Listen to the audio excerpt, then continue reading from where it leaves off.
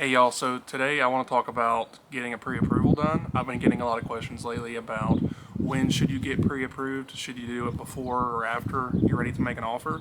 So I want to answer that for you today. Now, I'm not going to keep you waiting. I'll come right out and say it. You should always get pre-approved before you start going to look at homes. And here's why. So whenever you get pre-approved, a lender is going to look at several different things. So look at your credit score, your income, your assets, what your monthly expenses are, your debt to income ratios, things like that.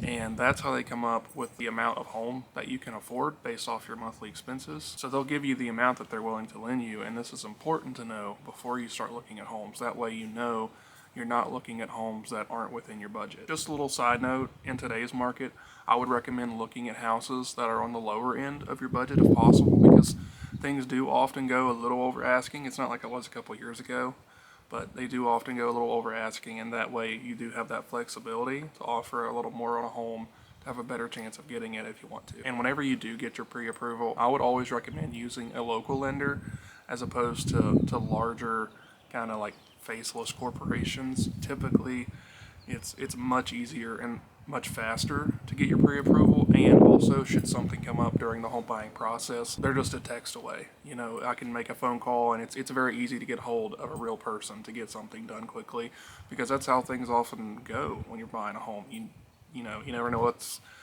going to pop up, and whenever you need something, usually you need it pretty quick. But yeah, definitely always get pre-approved before you start looking at homes. That way you know what your monthly payment's going to look like, and you know what you can afford. And then also, if you decide to submit an offer without a pre-approval, your offer isn't going to be quite as strong. And typically with as fast as things move, like I said earlier, by the time you do get that pre-approval, it's likely that the seller could already have made a decision on another offer. Yeah, that's going to be all for today's tip. Hope you guys enjoyed it, and I'll see you next Tuesday. See ya.